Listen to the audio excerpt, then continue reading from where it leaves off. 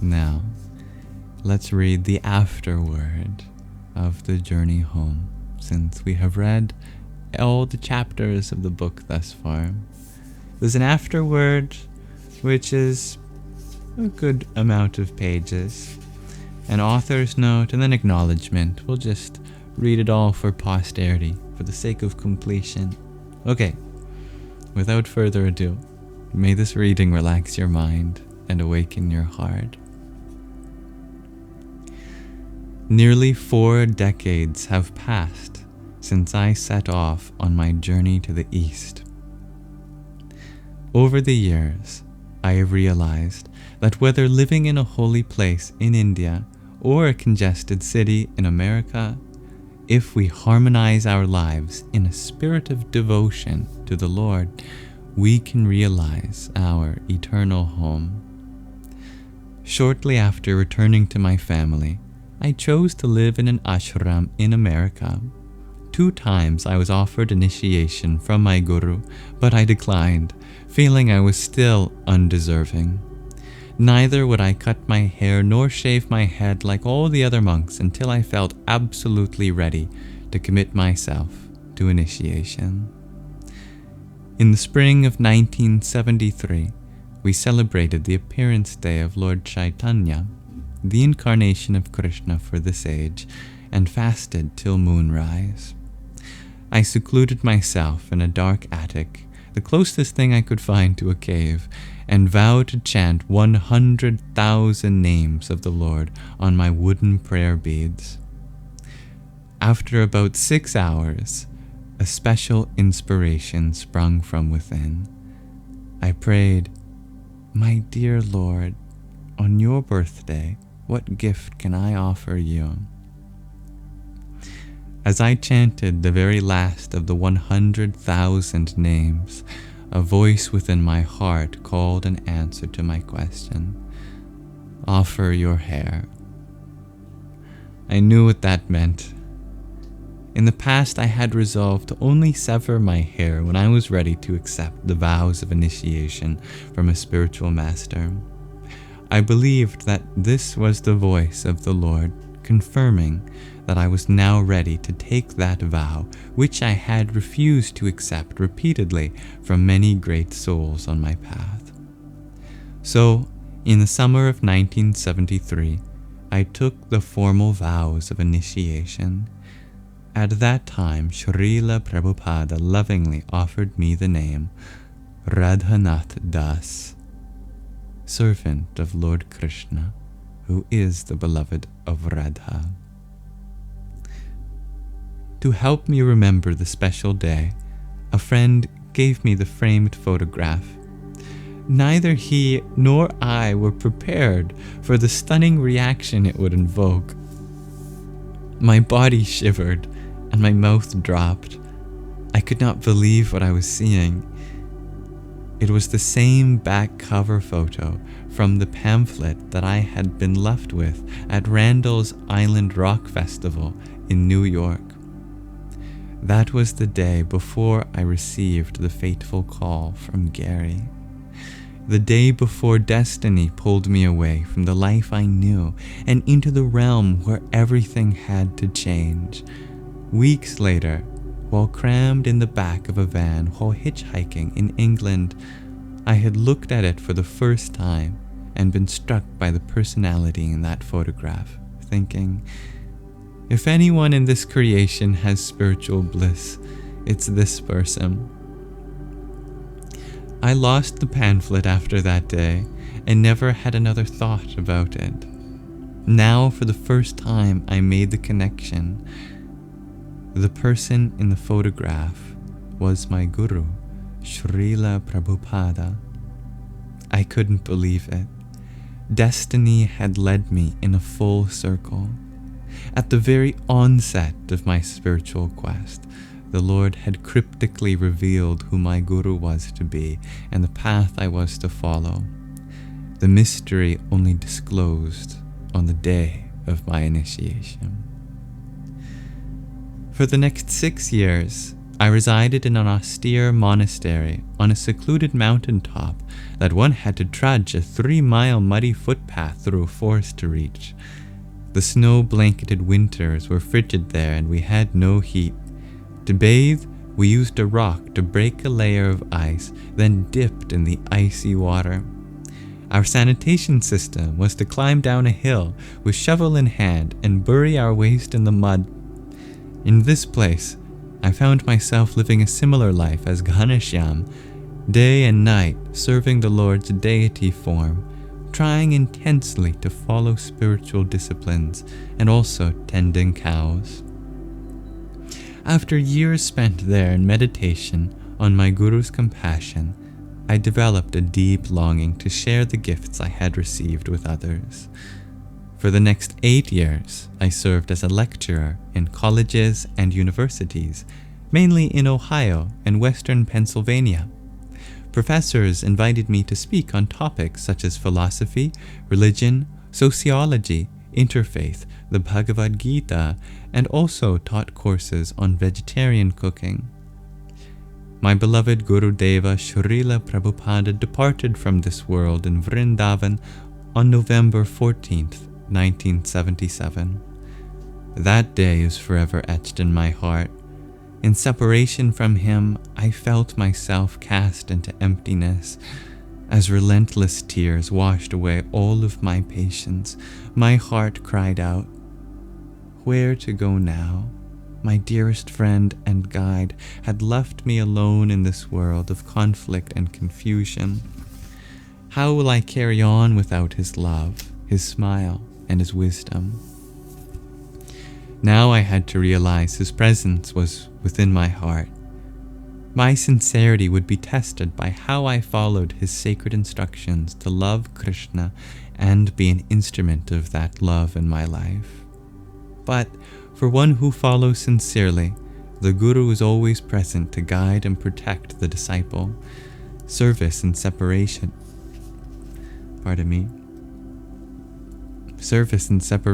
is a test of our gratitude and love, and that separation, I found, is also the sweetest union. In 1982, the Society of Devotees urged me to accept the vows of a Swami, a celibate monk exclusively dedicated to God's service. Extremely apprehensive, I resisted because I felt that the honor and distinction that comes with being a Swami was a burden and distraction. Besides that, I felt unworthy. However, appeals and pressures came repeatedly. What should I do? I prayed to Śrīla Prabhupāda and the Lord. In the moments that followed, my seniors and the voice of my Guru within revealed that the primary consideration should be how I could best serve the Lord. In May of 1982, I accepted the vows of sannyasa. Conferred upon me at that time was the title Radhanath Swami. In 1983, I returned to India for the first time in 11 years. I traveled by airplane from London to New Delhi. The same trip that took me over 6 months when I hitchhiked was completed in less than 9 hours by airplane. The speed and safety of an airplane, though, could not compare with the life-changing experiences I'd had on the overland route. In India, I at last made pilgrimage to my most cherished home, Vrindavan. The unbounded joy of returning was mixed with the dismay of finding that almost all of my dear friends had passed away. I roamed from one hermitage to another, only to receive the news that another friend was gone. I rushed to see one dear soul in particular, praying that I was not too late. Near the ancient ruins of a sandstone temple, I witnessed a sight that melted my heart. Sitting all alone on the stone steps was a personality whose glories were hidden from the world, but ever shining in my mind. It was dear Ghaneshyam. His aged body had aged even more since I'd last seen him. His tiny form was now so thin and frail, it appeared that a strong breeze could knock him down to the ground. His tearful eyes gazed downward while he was slowly chanting Radha and Krishna's names. Gently, I sat right beside him. I wept in joy, whispering, "Ghanashyam Baba, do you remember me? I have remembered you every day of my life." Looking into my face, he squinted his childlike eyes, trying to make out who this intrusive stranger was. After long seconds passed, he broke the silence with an astonished whisper, "Krishna Das!" Suddenly, tears burst from his eyes and streamed down his cheeks. Trembling with emotion, he cried out, "Krishna Das, is that really you?" His shaking hand stroked my cheek as he gazed deeply into my eyes. Every muscle of his aged face tensed with feeling as he cried out, "Yes, it is you, Krishna Das, it is you." With great difficulty, he bowed his head onto the ground in gratitude to God. He rose slowly and timidly and held my hand. His voice cracking, he rejoiced, "Come, Krishna Das, Gopi Jana Vallabha has been waiting so long for you. Please, come." Ghanashyam slowly led me a few steps into that alleyway that I dreamed of so many times and into his tiny closet temple. What a feast it was to both my eyes and soul to be once again face to face with Radha, Gopi Jana Vallabha and their dearest Ghanashyam. He then proceeded to offer me his Vraja rotis and practically everything else he had. For hours I sat in a trance of gratitude. I was home. But my duties at the university soon called me back to America. The next year I returned to Vrindavan, elated with the prospect of seeing dear Ghanashyam. Shivering with anticipation, I crossed the sewage canal and entered the house. But Radha Gopi Jana Vallabha's intimate closet temple was now nothing more than a closet for storage. The deities were gone. For over 60 years, that simple closet had been a glorious temple for the Lord, who appeared from the earth to accept the service of dear Ghanashyam. Now it was just cluttered with brooms, cleaning buckets, underwear, and utensils. Just then, the mother of the house interrupted her cooking to see what I wanted. "Where is Radha Gopi Jana Vallabha?" I inquired. They found another home. "Where is Ghanashyam Baba?" I cried out. Whisking her hand up toward heaven, she replied, "He has gone to Krishna." In a daze, I walked outside. There, I looked up into the Vrindavan sky and wept. I whispered, "Ghanashyam, you will forever dwell in the small closet of my heart. There, I will ever find warmth under the blanket of your humility and be nourished by the Vraja rotis of your selfless love."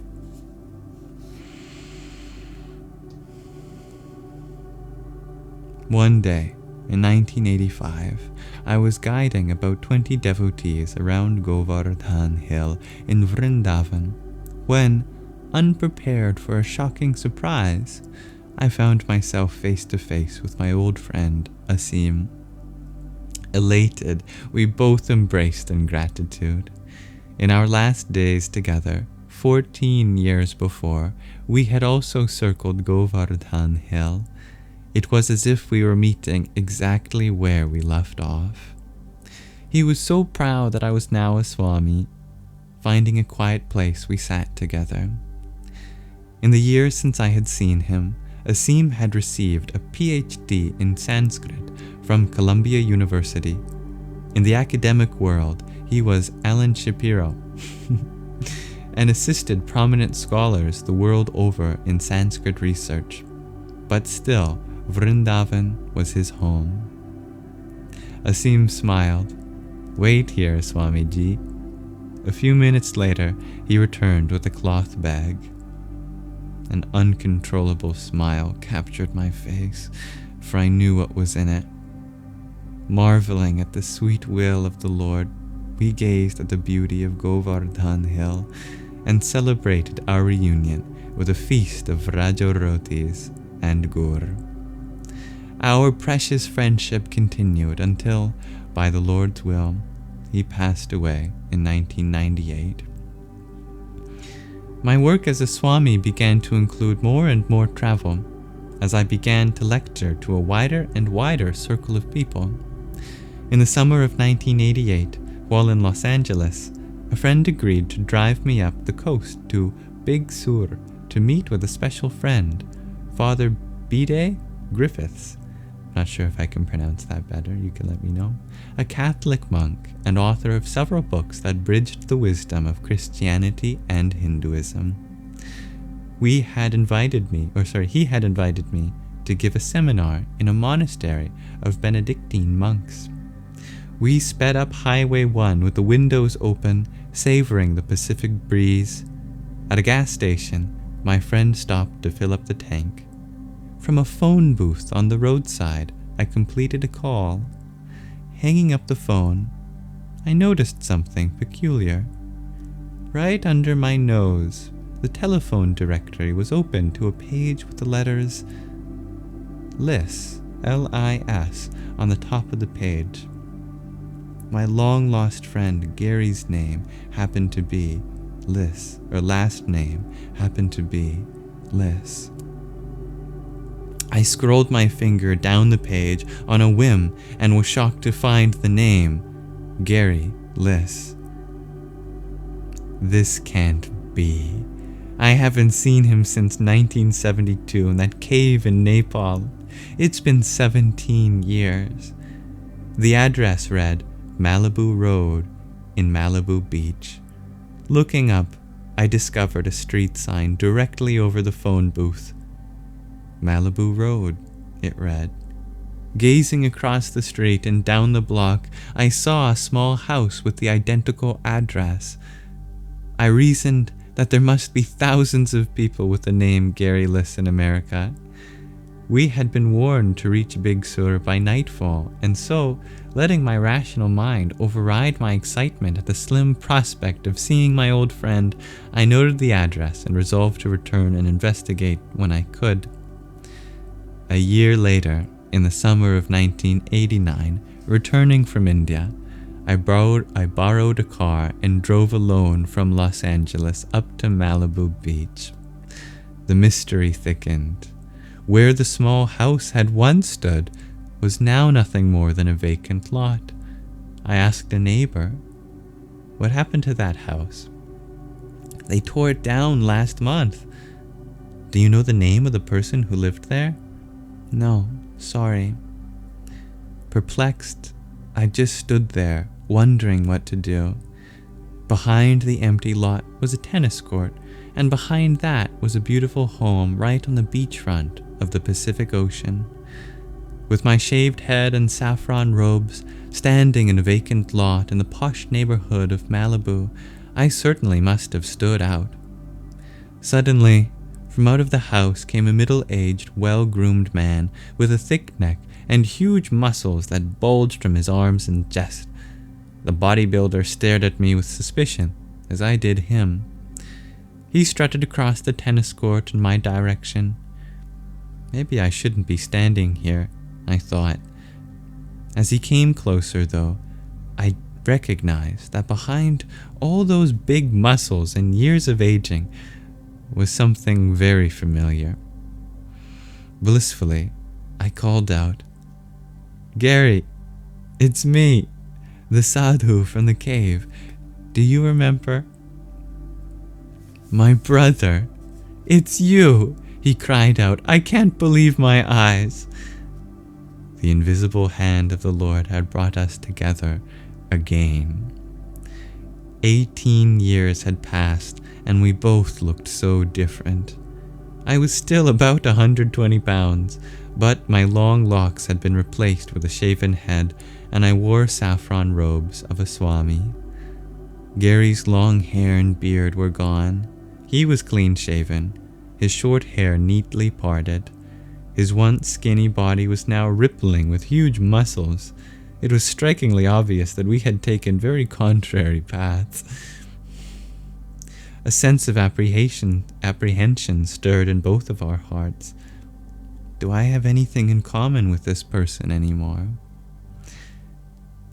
Gary asked, "What do you call yourself now? Richard? Monk? Krishnadas? Or what?" "People now call me Radhanath Swami, but you can just call me Swami." "Well, Swami," he said, "a lot has changed in the past 18 years. Don't expect me to be what I used to be. Please, Gary, let's catch up on all those years." It turned out that he had torn down his old house on the lot where we were standing and was about to construct a new one. He invited me into the elegant home on the seashore that belonged to his aunt and uncle. Here we spent hours and hours catching up. From India, Gary told me, he had hitchhiked through all of Africa, South America, Central America, and then north through Mexico. He had spent almost 7 years as a hardcore traveler until he finally returned to the US, inspired by Mahatma Gandhi. Gary decided to become a lawyer. While preparing for his law degree, he struggled to restore the ill health brought on by traveling by focusing on bodybuilding. In the years that passed, he graduated law school and got married, but in the meantime, he happened to become a regional champion bodybuilder. When later he was offered a position as a physical trainer at the prestigious Malibu gym, he opted to make that his career. Since then, he has made his living training the affluent people of Malibu, Hollywood, and Los Angeles. "Gary," I exclaimed, "I never could have believed that you would end up living on Malibu Beach as a physical trainer for the elite. The mysteries of life never cease to amaze me." In the opulent oceanfront home, we talked throughout the day and night, the song of the waves crashing upon the shore in the background. I sat cross-legged on the carpeted floor, leaned back against the wall, and noted, "Gary, although your body and social position have changed in every way, I find the same goodness, loyalty, and spiritual searching still live within you." All barriers of apprehension between us crumbled that night as we shared our thoughts from long ago. It was as if that cave in the Himalayan jungle had transformed into a luxurious home on Malibu Beach. It now seemed as if only moments passed since our last meeting, and we bonded on a higher level than ever before. After hearing my story, Gary had tears in his eyes. "Swami, I've thought about you thousands of times. I knew you would be doing something like this. I'm remembering that faithful evening in Crete when that voice called you away. After all these years, you're still following that inner call. Amazing." Memories swelled up like waves and then receded into the ocean of our grateful hearts. "Swami," Gary said, "our lives are totally opposite. What do we have in common? I'm a physical trainer and convince people that they'll be happy with a healthy, handsome body. But you're a Swami and convince them that they'll be happy if they realize that they're not the body at all, but an eternal soul." I had to smile and replied, "Because the Lord is in everyone's heart, the body is a temple of God. Gary, we can harmonize our talents. You teach people how to improve the temple, and I'll try to teach them what to do inside." Gary glowed with joy. That's it. Our journey now has a new beginning. Over the years, I felt a great debt to the land and people of India. Often I would remember when I was a penniless boy in desperation at the Indian border, and I made a promise to that Sikh immigration agent. "Someday I promise to do something good for your people," I had said. In 1986, I returned to make my permanent residence in India. I was feeling that where there is great need, there is a special opportunity to serve. With this in mind, I settled in downtown Bombay as a service to my Guru and to the beautiful people of India. I was fortunate enough to help in establishing several temples as spiritual educational centers, ashrams to cultivate pure living, and a hospital that treats patients with both conventional and alternative methods of medicine, with the aim of giving better quality of life to the body, mind, and soul.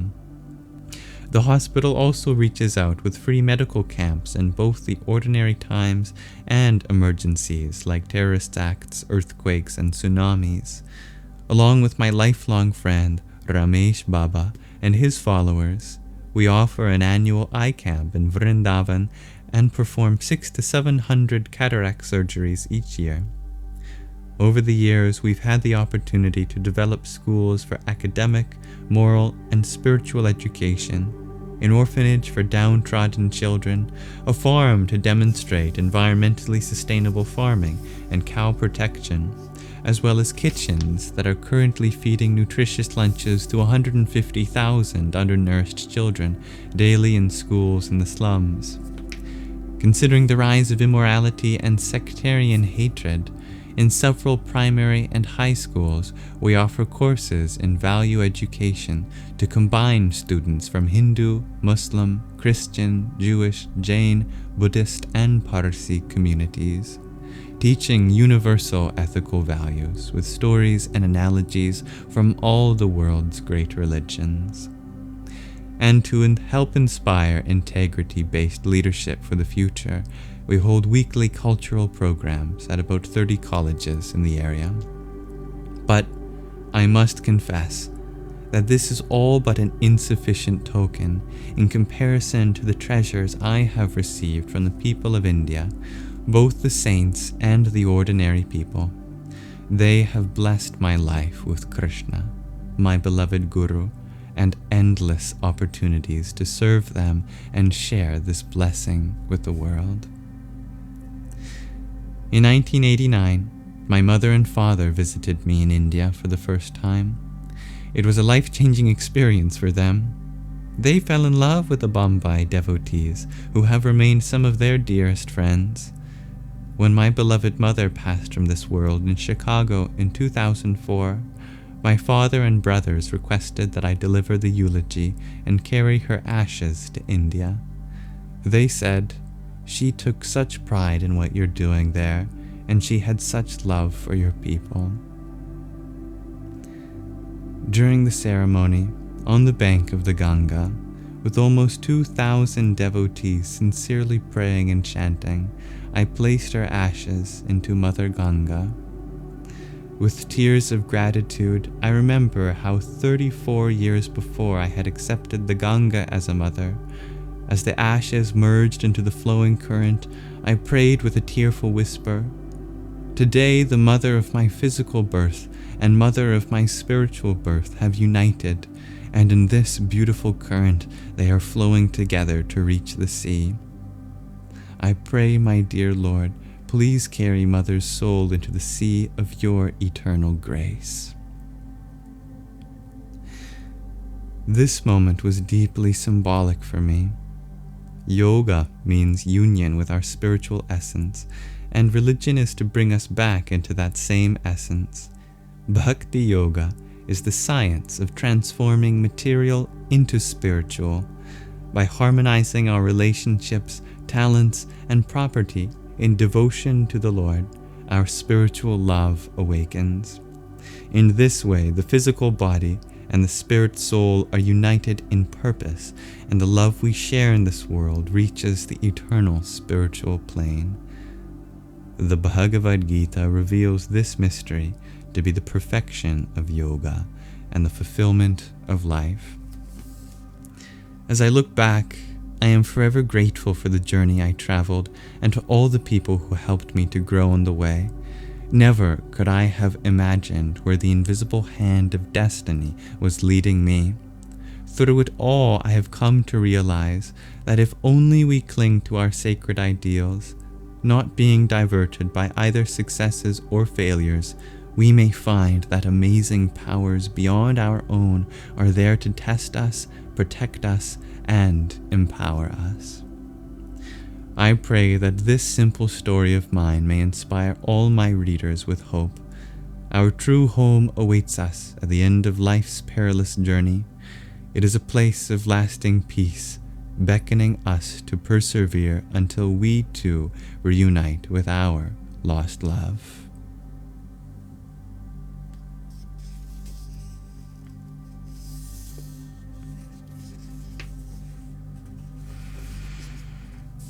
And that is the end of the Afterword.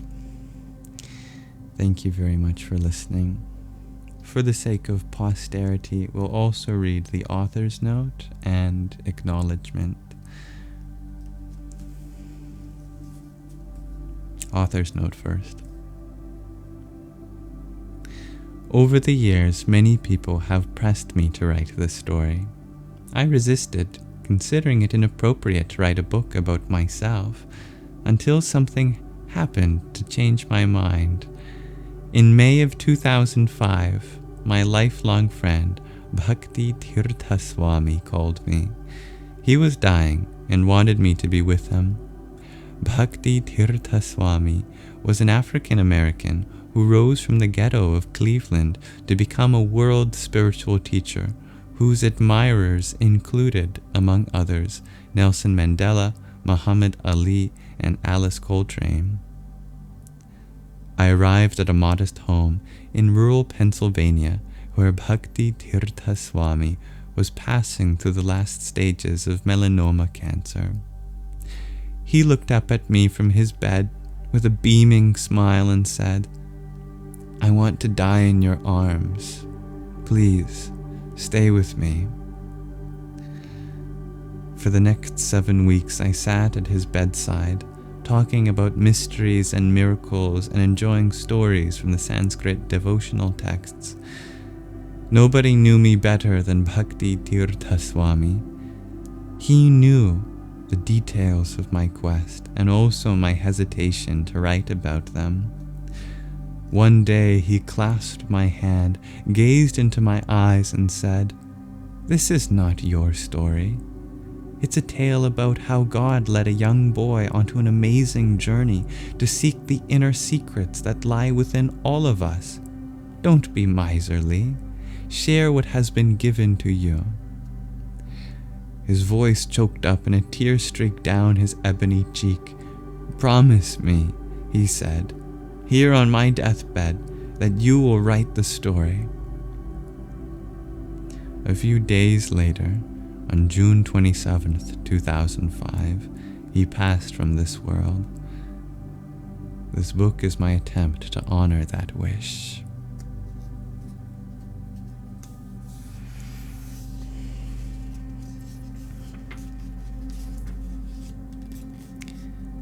Alright, finally, the acknowledgments. And I will do my best to recite what appears to be dozens and dozens of Indian names, so I hope my pronunciation is on point. Om Aim Saraswatyai Namah. Om Gang Ganapataye Namah. I offer my sincerest gratitude to all the friends who have helped to make this book a reality, starting with Joshua Green for being an affectionate brother and guide, for offering his expertise and insights into all phases of this project. His inspiration is a priceless gift. To Dr. Marguerite Regham and her husband, David Carter, for their invaluable contribution to the manuscript through their research, writing, and editing skills, love, and humor, and for their attempts to teach me how to write. To them I am forever grateful, and to their guru, Tamal Krishna Goswami, who showered his blessings on this work.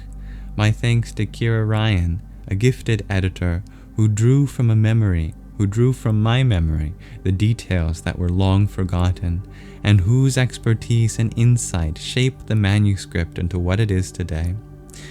I am indebted to her for her sensitivity and wisdom. My sincerest gratitude to Sat Swarupa Das Goswami, Satchidananda Swami, Giriraja Swami, Niranjana Swami, Deva Mrita Swami, Bhakti Vijnana Goswami, Shyama Sundara, Gurudas, Gaura Vani Bhuchwald, Radha Vallabha, Yajna Purusha, Gadadhara, Pandit Kaustubha, Raghunath Kapo, Atmananda, Stephen Rosen, Kristen Dornig, Arish Fizi, Gary Liss, Vraja Leela, Jambavati, Jai Gurupada, Namamrita, Shyama Sundari, Balarama, Kishori Leela, and my kind-hearted god-sister Rukmini Devi for their invaluable encouragement and suggestions.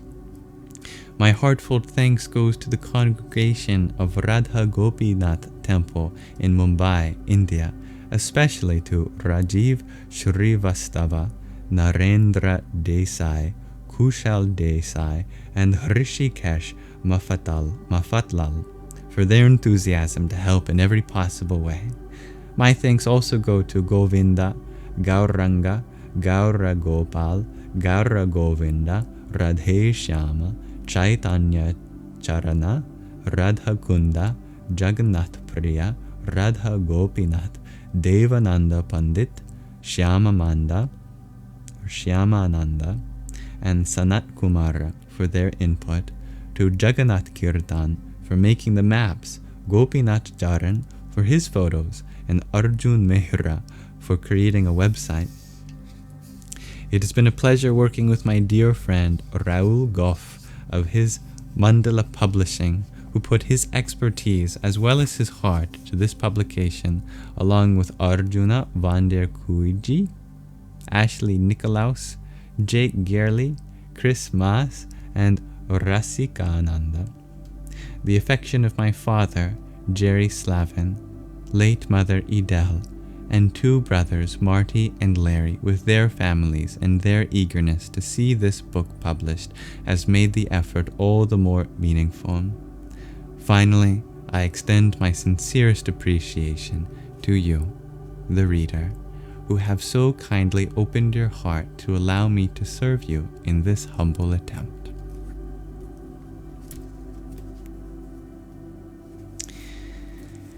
And we've officially finished the book.